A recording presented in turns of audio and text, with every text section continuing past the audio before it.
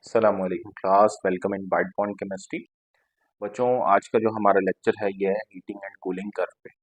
बच्चों, आज हम दोनों चीज़ों को डिस्कस करेंगे, मेल्टिंग को भी और हमारे पास बॉइलिंग को भी। तो इसको हम कर्व की मदद से, ग्राफ की मदद से डिस्कस करेंगे। तो आज का हमारा टॉपिक है, स्टार्ट करते हैं। The topic is the chapter 14। इसको हम चैप्टर 1 भी कंसीडर कर सकते हैं, चैप्टर 14 भी कंसीडर कर सकते हैं, क्योंकि स्टार्टिंग में सबसे पहला पहला चैप्टर है। सो chapter 14, states of matter and the phase changes. जो स्टेट्स ऑफ मैटर है हमने उसको डिस्कस किया, फेज चेंजेस को डिस्कस किया, ऑलरेडी लेक्चर मौजूद है। So now the topic is heating and cooling curve. तो आपके पास हीटिंग और कूलिंग कर्व क्या होता है, देखें। एक ग्राफ है जिसके अंदर हमारे पास टेम्परेचर है और इंटरनल एनर्जी है, दोनों ही चेंज हो रही हैं। दोनों की चेंजिंग के साथ हम किसको डिफाइन करते हैं, मेल्टिंग को और बॉइलिंग को। तो मेल्टिंग और बॉइलिंग को जब हम एक ग्राफ की मदद से डिफाइन करते हैं, जिसमें आपके पास टेम्परेचर भी मौजूद है और इंटरनल एनर्जी भी मौजूद है, दोनों का एक रिलेशन है, तो हम इसे कहते हैं हीटिंग एंड कूलिंग कर्व। अगर हम इस ग्राफ में डाउनवर्ड से अपवर्ड मूव करना शुरू करें तो यह हमारे पास क्या होगा, हीटिंग कर्व, क्योंकि टेम्परेचर इंक्रीज हो रहा है। लेकिन अगर हम अपवर्ड से डाउनवर्ड मूव करना शुरू करें तो क्या होगा, नीचे की तरफ टेम्परेचर डिक्रीज हो जाएगा, तो यही कर्व जो है वो कूलिंग कर्व बन जाएगा। So what is the definition, heating and cooling curve, the inter conversion of physical states. ये क्या है, इंटर कन्वर्जन है फिजिकल स्टेट्स की। फिजिकल स्टेट्स की जो है ये इंटर कन्वर्जन है, कैन बी अंडरस्टूड। इसको इंटर कन्वर्जन को, जो ये जो फिजिकल स्टेट्स की इंटर कन्वर्जन है, इंटर कन्वर्जन कैसे होती है, मिसाल के तौर पर आपके पास एक सॉलिड है, उसका लिक्विड में चेंज हो जाना, तो इसे हम क्या कह देंगे, इंटर कन्वर्जन। और अगर एक लिक्विड है, उसका गैस में चेंज हो जाना, तो हम इसको क्या कह देंगे, इंटर कन्वर्जन। तो ये जो इंटर कन्वर्जन है, अब ये क्या हो सकती है, गैस दोबारा से लिक्विड में भी चेंज हो सकता है और लिक्विड दोबारा से सॉलिड में भी चेंज हो सकता है, तो इसको हम क्या कहेंगे, इंटर कन्वर्जन कहेंगे। So the inter conversion of physical state can also be understood with the help of a graph. तो एक ग्राफ की मदद से हम इसे समझ सकते हैं, drawn between the internal energy, जो कि हम बनाते हैं इंटरनल एनर्जी के दरमियान में, एंड द टेम्परेचर। ये ग्राफ किसके दरमियान में होता है, नंबर 1 इंटरनल एनर्जी और नंबर 2 टेम्परेचर। तो टेम्परेचर और इंटरनल एनर्जी के दरमियान में जब हम ग्राफ ड्रॉ करते हैं तो इसको हम क्या कहते हैं, ऑफ द सिस्टम, इसे हम कहते हैं हीटिंग और कूलिंग कर। तो क्या बताया कि जब हम ग्राफ ड्रॉ करें जिसमें हम क्या कर रहे हो, फिजिकल स्टेट्स को चेंज कर रहे हो, और ग्राफ हो इंटरनल एनर्जी और टेम्परेचर के दरमियान में, तो ऐसे ग्राफ को हम कहते हैं हीटिंग और कूलिंग कर्व। सो अलग अलग डिफाइन करते हैं, what is heating curve, the curve that represent the conversion of solid into liquid state. ऐसा कर्व जो हमें बताए कन्वर्जन को, कौन सी conversion, solid into liquid number 1, और number 2 and the conversion of liquid into gaseous state. तो दोनों ही तरह की अगर कन्वर्जन को हमें बता रहा है, सॉलिड से लिक्विड और उसके बाद लिक्विड से गैस, तो ऐसी, तो यानी ऐसी हीटिंग को, ऐसे हीटिंग कर्व को हम क्या कह देंगे, यानी ऐसे कर्व को हम क्या कह देंगे, हीटिंग कर्व कह देंगे, बाय मेल्टिंग एंड बॉइलिंग। तो रिप्रेजेंट कैसे कर रहा है भाई, कन्वर्जन हो रही है, conversion of solid into liquid and liquid into gas by melting and boiling respectively. तो चूंकि मेल्टिंग और बॉइलिंग में हमें पता है कि मेल्टिंग में क्या होता है, कोई भी सॉलिड है वो लिक्विड में चेंज हो जाता है और कोई भी लिक्विड है वो गैस में चेंज हो जाता है थ्रू बॉइलिंग। तो यही कहा कि ऐसा कर्व जो हमें शो करे conversion of solid to liquid and liquid to gas by melting and boiling respectively is called heating curve.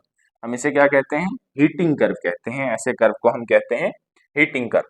Number 2 पे है cooling curve, the curve that represent, जो शो करता है कन्वर्जन ऑफ, अब उल्टा कर देना, conversion of gas into liquid, कि गैस का कन्वर्ट हो जाना किसमें, लिक्विड में कन्वर्ट हो जाना, and conversion of liquid into solid, और लिक्विड का किसमें कन्वर्जन हो जाना, सॉलिड में कन्वर्ट हो जाना, by liquefaction and freezing respectively is called cooling curve. तो ऐसा कर्व जो हमें क्या बताए, लिक्विड से सॉरी गैस से लिक्विड में तब्दीली बताए और लिक्विड से सॉलिड में कन्वर्जन बताए, और साथ के साथ ये किस प्रोसेस से होगा, लिक्विफिकेशन से और फ्रीजिंग से। उसको हम क्या कहेंगे, ऐसे कर्व को कूलिंग कर्व कहेंगे। क्या कहेंगे भाई, कूलिंग कर्व। सो अब जो हमारे पास हीटिंग कर्व है वो कैसे होता है, अगर हम इसी ग्राफ में अपवर्ड मूव करें तो ये क्या बन जाएगा, हीटिंग कर्व, और अगर हम इसी ग्राफ में डाउनवर्ड मूव करें तो ये क्या बन जाएगा, कूलिंग कर्व। तो इसको हम कलेक्टिवली कहते हैं हीटिंग एंड कूलिंग कर्व। इस कर्व को समझते हैं।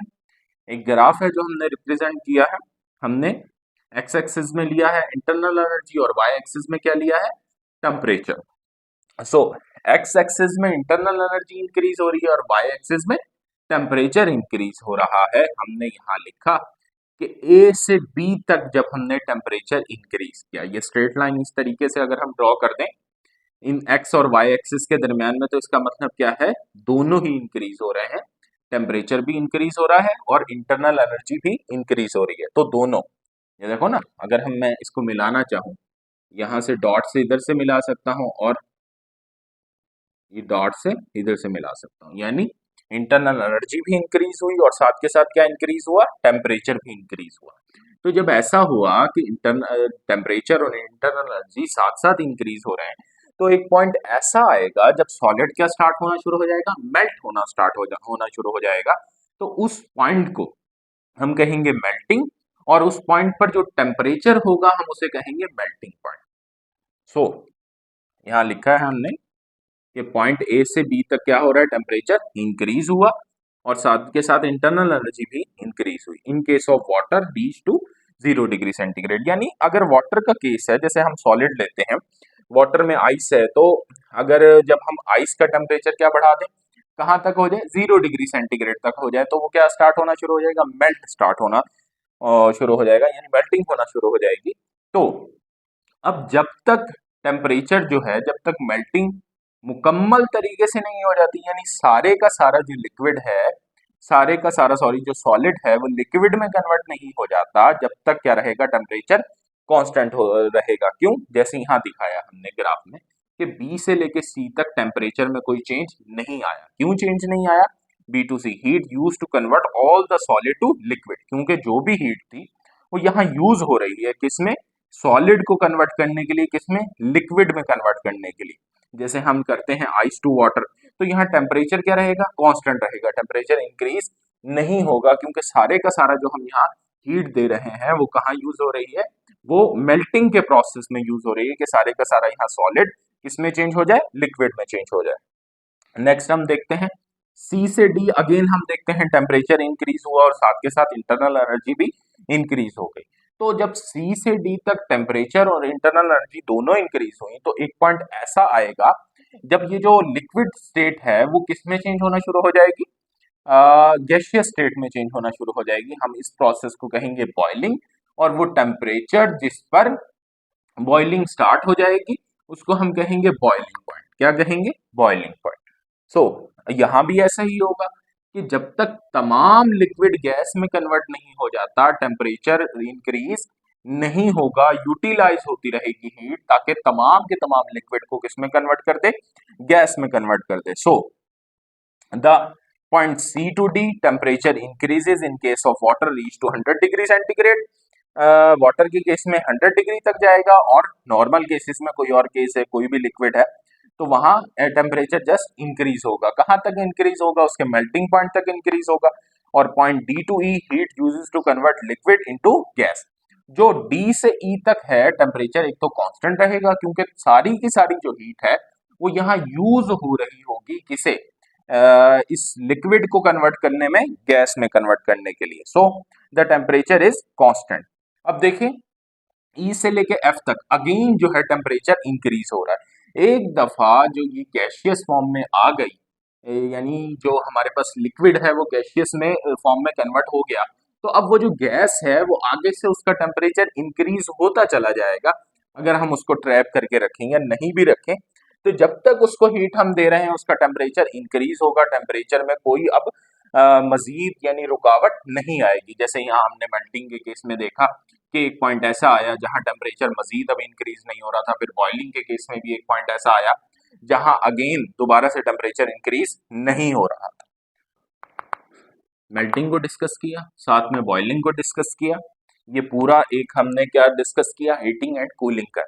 तो अब ये जो हीटिंग एंड कूलिंग कर्व है, इसमें दोनों ही काम हो रहे हैं, हीटिंग भी हो रहा है और साथ के साथ कूलिंग भी हो रहा है। तो देखो, हीटिंग को तो हमने यहाँ डिस्कस किया पॉइंट्स की फॉर्म में कि ये ए से बी जाएगा, फिर बी से सी, सी से डी, डी से ई और ई से एफ। लेकिन हमने यहाँ कूलिंग को डिस्कस नहीं किया। अब देखो, कूलिंग को डिस्कस करते हैं, हम डाउनवर्ड मूव कर रहे हैं।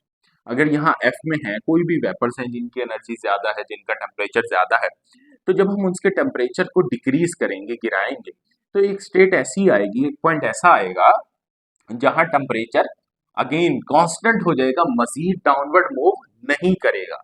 और जो गैसियस फॉर्म है वो किस में जाना शुरू हो जाएगी, लिक्विड में, यानी लिक्विफिकेशन होगी उस पॉइंट पर, और तमाम की तमाम गैस किस में कन्वर्ट हो जाएगी, लिक्विड में कन्वर्ट हो जाएगी। यहाँ टेम्परेचर अगेन क्या हो जाएगा, कांस्टेंट हो जाएगा, टेम्परेचर यूटिलाइज होगा ताकि हम क्या कर सकें, तमाम की तमाम गैस को किस में कन्वर्ट कर दें, लिक्विड में। अगेन जब हम डी से सी मूव करेंगे डाउनवर्ड, तो क्या होगा, अब जो लिक्विड बना है वो फ्रीज होना स्टार्ट हो जाएगा। एक ऐसा पॉइंट आएगा सी पॉइंट जहां वो लिक्विड फ्रीज होना शुरू हो जाएगा। तो इस प्रोसेस को फ्रीजिंग और इस पॉइंट को क्या कहेंगे, फ्रीजिंग पॉइंट कहेंगे। अगेन यहाँ टेम्परेचर क्या हो जाएगा, कांस्टेंट, क्योंकि अब जो टेम्परेचर डिक्रीज हो रहा है वो यूज हो रहा है ताकि सारे का सारा लिक्विड किस में हो जाए, ताकि सारे के सारे लिक्विड को हम कन्वर्ट कर सकें किसमें, सॉलिड स्टेट में। ठीक है, तो अब यहाँ सॉलिड तक ये क्या हो गया, टेम्परेचर। अब मजीद इसका टेम्परेचर जितना डिक्रीज करना चाहे हम कर सकते हैं। जो टेम्परेचर है वो कंटिन्यूसली डिक्रीज होता चला जाएगा, कहीं भी रुकेगा नहीं। जैसे यहाँ वेपर स्टेट में कंटिन्यूसली इंक्रीज होता चला गया था, ऐसे यहाँ सॉलिड स्टेट में कंटिन्यूसली डिक्रीज होना शुरू हो जाएगा। ठीक है ना।